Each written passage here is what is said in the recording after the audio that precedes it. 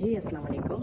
आज से कुछ दिनों पहले हमने सोशल मीडिया पे एक ऐड देखा था प्लॉट का और उसके बाद हमने शाह प्रॉपर्टी बैंक विज़िट किया। वहाँ पे हमारी मुलाकात हुई इमरान साहब से और इकबाल साहब से और फिर हमने उनसे प्लॉट परचेज़ किया। परचेज़ करने के बाद अपने नाम पे ट्रांसफ़र करवाया। ट्रांसफ़र करने के बाद आप ये देख सकते हैं आज अल्हम्दुलिल्लाह हमारा जो प्लॉट है उस पे तामीरात का काम जारी है और ये हम घर बना रहे हैं अपनी रिहाइश के लिए, जिस पे पीछे ये आप देख रहे होंगे कमरे बन रहे हैं, अटैच वॉशरूम।